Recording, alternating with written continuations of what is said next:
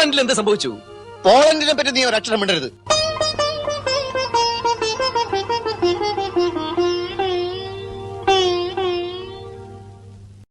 Turning to our theme, we're continuing with our discussion of urban life and city life. Last time with Helen, we were kind of looking at how city kind of gives you a little more freedom,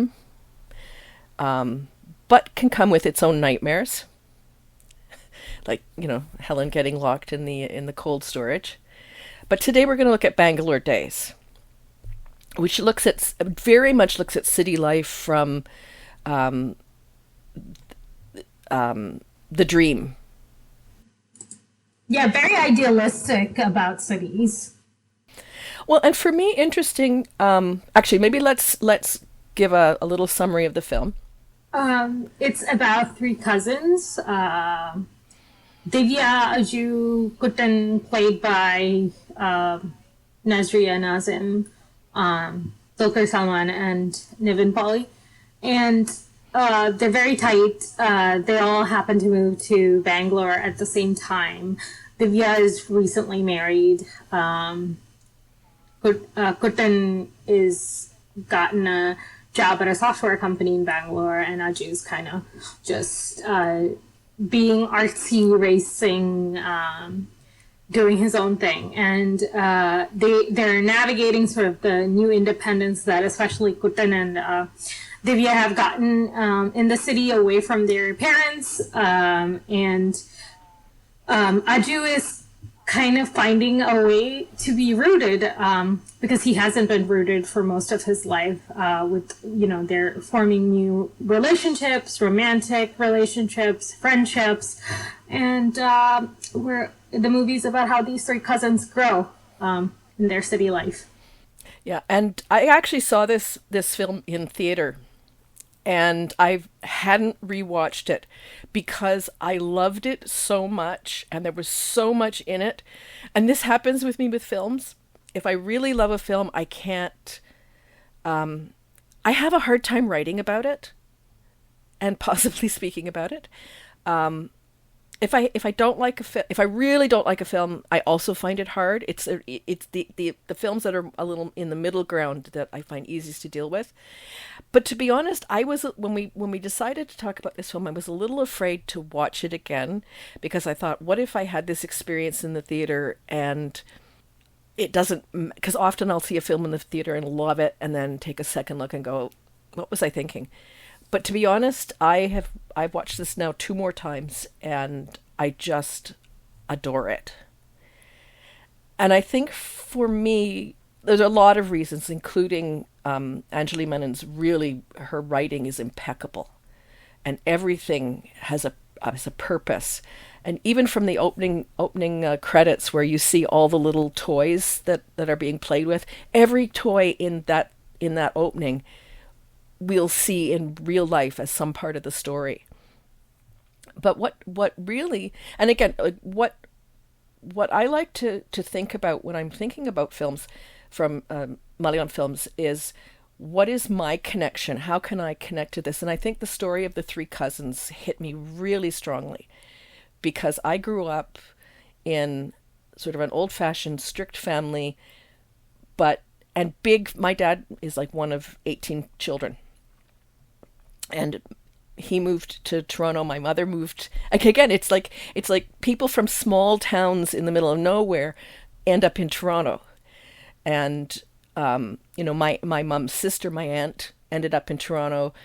Many of my dad's siblings ended up in Toronto, and most of us lived close enough that we were close and in and out of each other's homes all the time. I had a cousin that the same age as me, and she and I worked a part-time job at the same company. So we would, share drives back and forth. We'd go out for pizza after work. Some of my closest cousins were my two cousins from my mother's side, and we would spend holidays together. And I just saw myself and these cousins in the three cousins in this film. I just immediately formed a connection with them. I related to this movie in a very different way. I was living in Bombay at the time it came out, so I traveled a long way on trains to watch this movie. I watched it twice actually, in theaters. With one with, by myself, and I think once with two of my guy friends who had like kind of taken up like the role of my big brother in this movie. So we actually like really identified with it at the time. I think when I watched it by myself the first time, I liked it. I thought it was really pleasant. I think the hype, kind of built for it a little bit after that. Looking back on it, I still have a little bit of the same reservations that I did when I first saw it, which was that especially with the Aju bits, I feel like there's this movie's a little bit try hard to be cool, and I think it's very conscious of what it's doing. It's a very self-aware film. Anjali Menon like knows that she's like hitting all these like cool guy like metrics with Aju, and I think she's purposefully wanted it to be done in that like very mainstream massy way to appeal to the people who live in cities, to like maybe show them like a much more glamorized version of themselves, as well as like the people who who are back home in villages and suburbs who are like, yeah, this is the city life I always imagined. There's always a little bit of like self-owning with her being a Gulf kid, and I'm like I always like pick up on that about her movies is like Gulf kids are like really like sheltered. So Divya really doesn't come into her own until she moves into a big city in India, and is able to find herself. Find that like she can navigate life without her parents like telling her to do A, B, and C. So I think that those are the things that always stood out to me about this movie is like the like kind of poser coolness of Aju, as well as the like much more to me at least relatable like the fact that like Gulf kids are super sheltered and they don't come into their own until they move to an Indian city. Well, and I like the fact. No, I can see that, and I agree with you. It's a very rose tinted kind of view of this.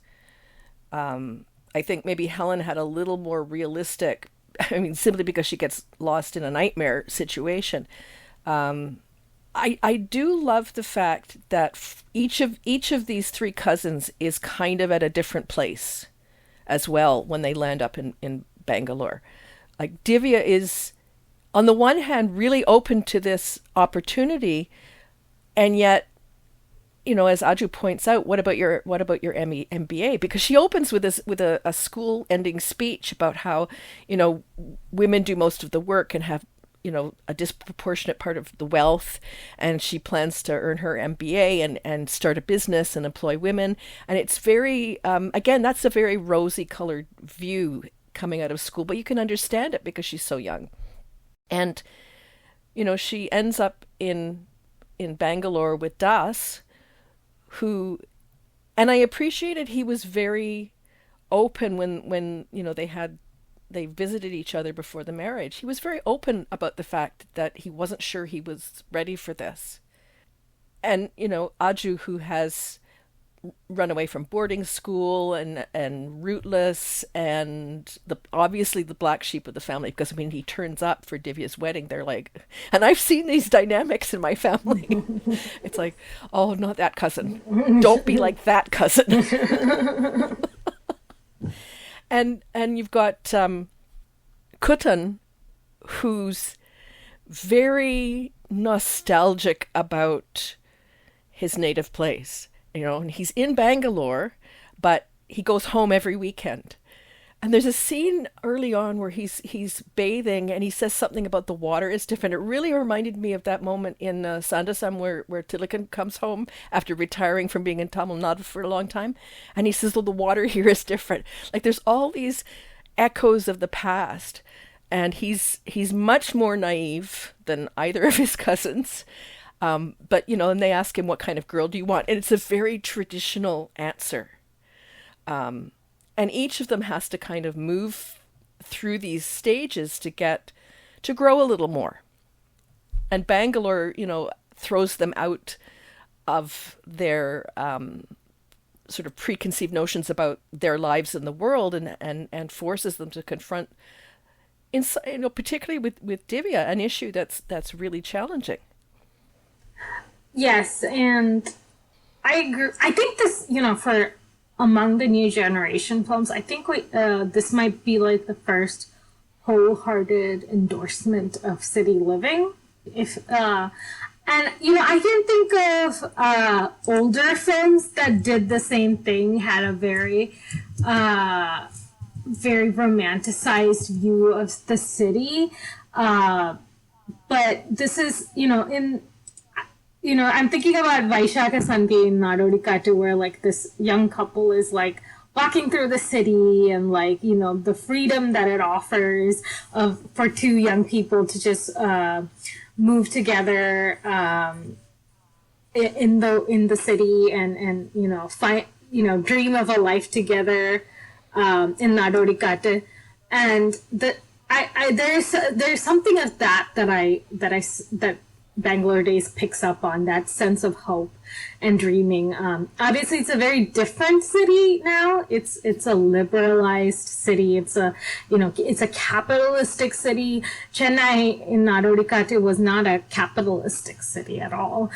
And so you can see the influence of those movies on Anjali Menon. She always comes back to, I'm not interested in making art films. I'm not interested in making like massy films. I'm interested in the middle way that, Malayalam cinema has pioneered. And this is a perfect example of that. Kuttan is such a cliche from the late 80s, early 90s period of Malayalam cinema. Like, he is fully like plucked from that time period and placed in a modern movie. And so she's always in dialogue with those movies. And I find I get different references now than when I first watched the film, because I've seen so many more films. Like the whole thing with Tilikan, I hadn't seen Sandasam before watching this, and now I went, oh wait, that's like that. So I'm starting to get some of the echoes that she's picking up on. I actually I'm really amused by Kuttan. And I guess we're supposed to be. Like, he arrives in Bangalore and he's so wet behind the ears, it's quite funny. The scene where he's out with Aju in the car and they see a couple kissing and he's like really shocked. And then that whole thing about if the leaf falls on the thorn or the thorn falls on the leaf still gets hurt. And it's like, oh, good. You were so old-fashioned.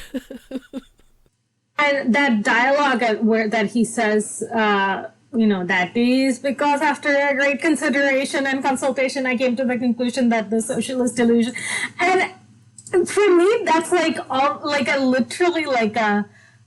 talking about like liberalizing like the economy in India. It's like a sociology and economics lesson in like the form of a joke.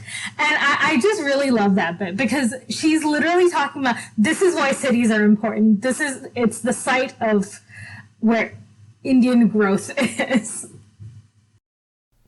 Well, and we can, for the West too, I mean, we know Bangalore. We know Bangalore because of the IT.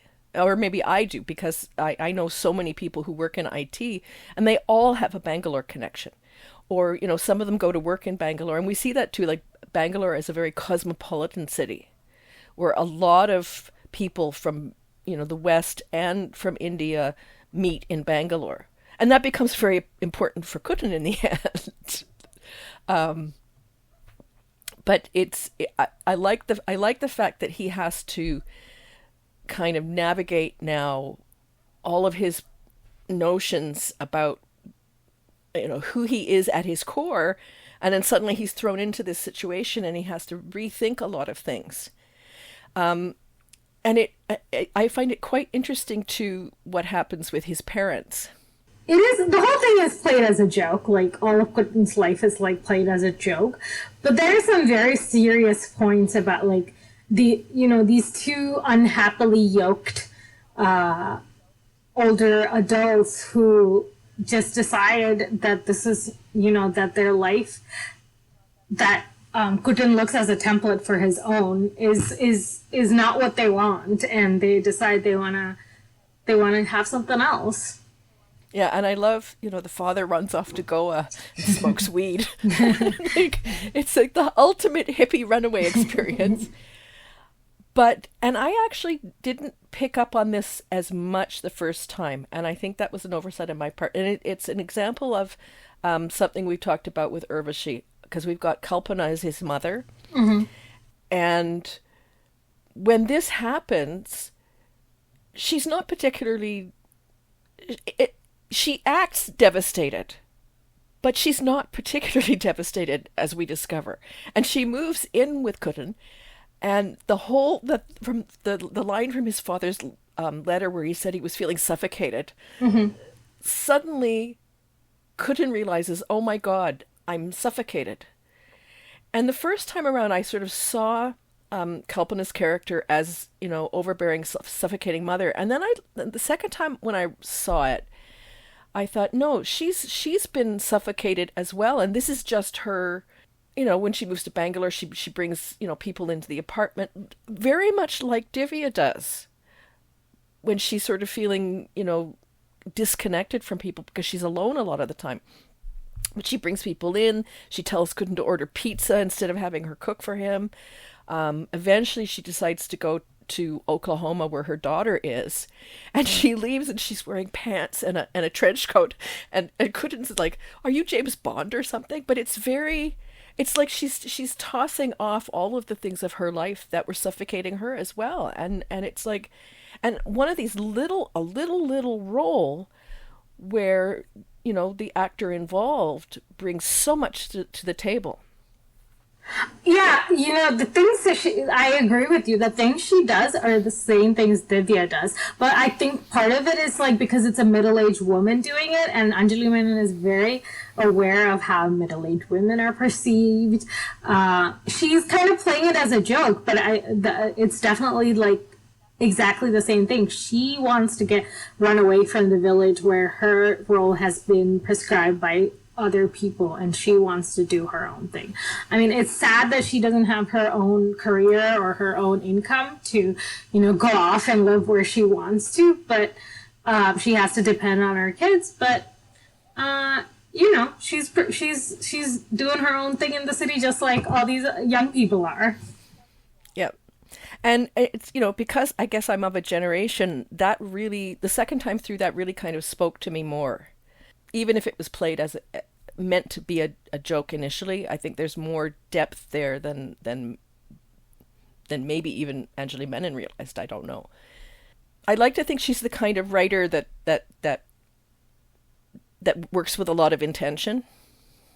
We see this a lot more in Manjari Kuru, her like sensitivity, rather than her like ability to like play to an audience.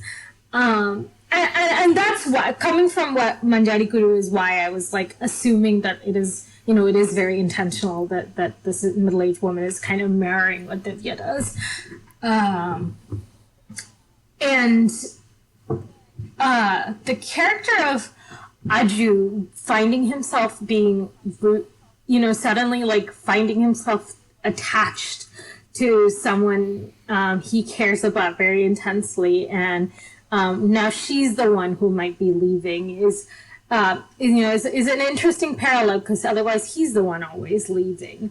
And it's such an interesting, she's based on a real person. She's based on a radio jockey who is wheelchair bound.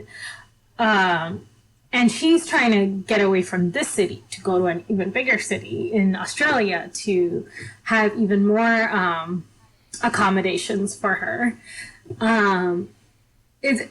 Would you have any thoughts about that? She does say at one point that some of this is at her mother's urging.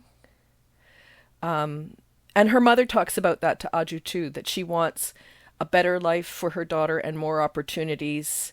And a place like Australia would give someone who is wheelchair bound more freedom and more support. I also found it really interesting that Sarah is from a military family like Aju. And they realize that when he goes home with her and it's military housing. And his comment is something like, I could tell you what it's like because they're all built the same way. And Sarah's comment is, but they're all different because the people inside are different. And I think she gives him a lens into not all military families are like his military family. And she had a really good experience with her father, contrasted to his experience. He also feels that there's a moment where, she announces she is going, and he has kind of flashbacks to his parents and the feeling that he was abandoned by them. And it really taps into him feeling abandoned by Sarah. The lack of pity in the movie for Sarah is really is very new for Malayalam movie handling disabilities. She's Yeah.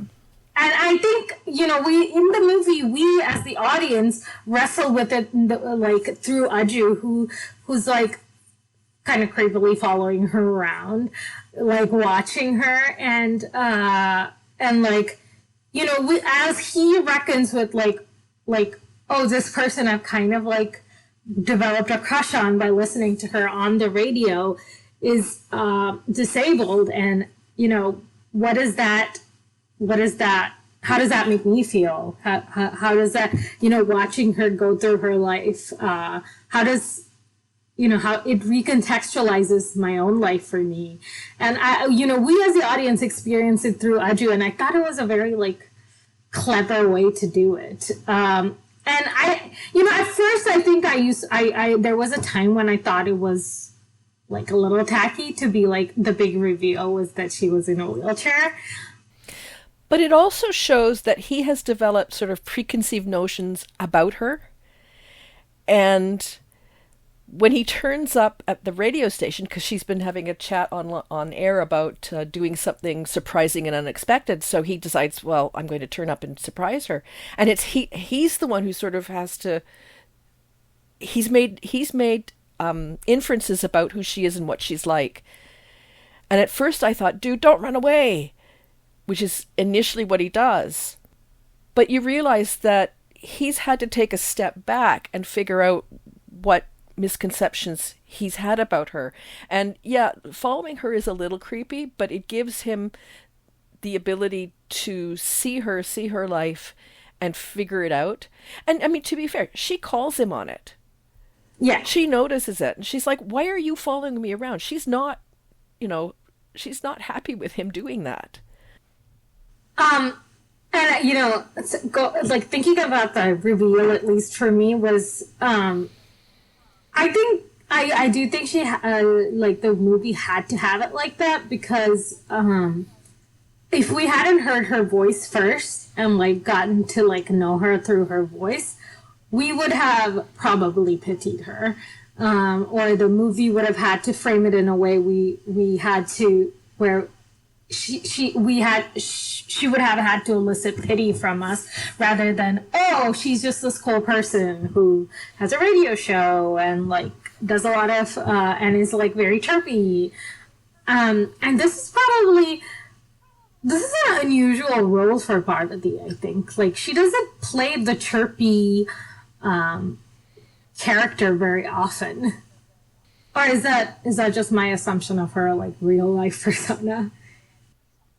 No, I think actually early on, in a film like Notebook, but then it was about schoolgirls. But she was always the school, the head girl type, even in Notebook. Yeah. She was pretty she's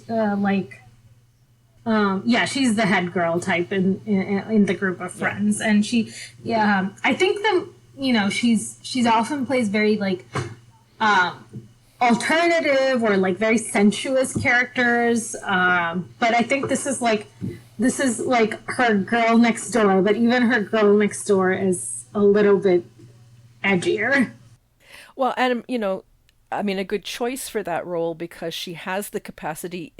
You could have just hired our chirpy actress, but she has the capacity to do that and give the character some warmth and some depth, and the kind of depth that will make Aju think.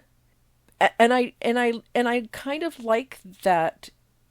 I mean, he runs away. He runs away. He runs away. He runs away from everything. And when Divya calls him to say, you need to come to my wedding, he even says, no, I'm not coming to your wedding. He does, but it's, it's like he really doesn't want to connect with anyone in the family with the exception of his two cousins. And this is the first time he's had to sort of just take a step. I mean, he's run away from, he had the racing band too. And people are saying, well, it was only a year and it's coming up. And he's like, forget it. Like, he doesn't face things head on. So this is the first time that he's had to face things head on. And I think you're right that because he only hears her voice and makes some assumptions about her personality, but it's enough to connect him to her that once he kind of works through the surprise of the situation, he doesn't want to run away anymore. And it is interesting and surprising to me still that they didn't bring in his parents to like have a reconciliation with him. And to me that was a little bit of a question mark, and maybe the sort of end a story, like the sort of moral of the story is that all these three cousins need as each other. But, you see that in the photo at the end. It's them and their partners. But it was interesting, and I think it would have added some layers to Aju as a character if they had had time to bring in the parents. Because, the parents, are, hovering in the background. Even the opening credits, you kind of see, silhouettes of them. You see his drawings of them, mom's dad's house. Mom's house. So I left the movie wondering about his parents. But it also connects because we've talked about themes of found family, particularly with a film like Al-Malu. And in some ways, I mean, the three cousins are family, but Bangalore offers them the opportunity to choose their family a little bit. Like when Divya starts having real misgivings about Das, she runs home, and the family's first solution is, well, we'll arrange a divorce because this is not appropriate. Mm-hmm. And you can see she's not comfortable with that either. And again, it's to Fahad Fazl's credit that another smaller character that he gives enough depth that you really believe that Divya is thinking twice about should she divorce him, and she decides to go back. So she makes a choice to go back to him and deal with the situation. And Aju, instead of running away, makes a choice that he wants to be with Sarah. And Kudden makes an interesting choice for himself. Because he ends up involved with an air hostess. I mean, here's another callback to another one of his films. Yeah. The air hostess, Meenakshi, played by Isha Talvar. And, I mean, anyone who had seen Tata Din Mariatta would have recognized. I thought that was, really inspired casting. Because she's, I mean, the first film they were together in, it was like this mythical kind of romance. And fate, and you can totally buy into the fact. I mean, poor Kudden meets her on an airplane, but doesn't realize that she's dating him, but not really. She's just using him to get back at an ex, and the poor little guy is he's got these ideals of, she's her mother, or is her mother Malali, or I think father, so. One of her parents is, and yeah. again, it's somebody whose whole view gets shaken up, and the dreams sort of he has about the woman he wants to be with, which are so old fashioned and naive and sweet. I mean, she really does a number on this poor kid. Yeah, going back to Divya and Das, I will say that, like, at first she kind of goes back when she, like, she has conflicts with Das and, like, things come out. She runs back home to, like, the comfort of her mom and dad and, them telling her what to do.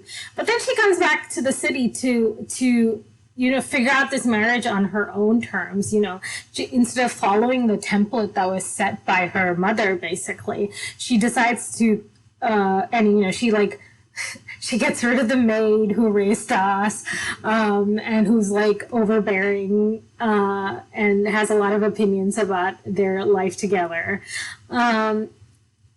Once again, with that point of the city being a place where you can set new molds for relationships and figure them out on your own terms without a lot of interfering family members.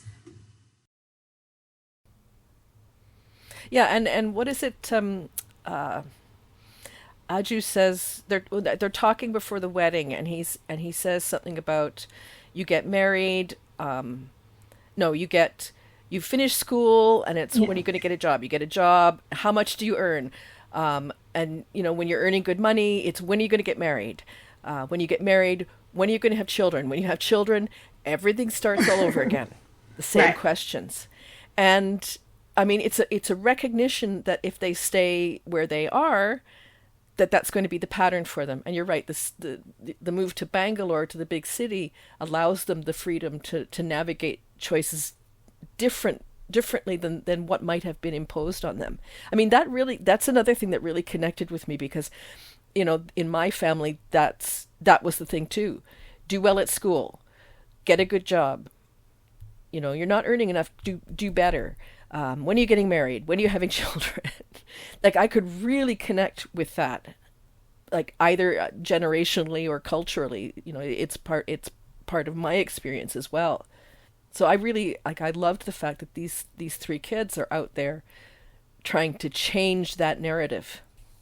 And, because Kutan's parents both, I mean, one ran off to Goa and the other, like, went to America.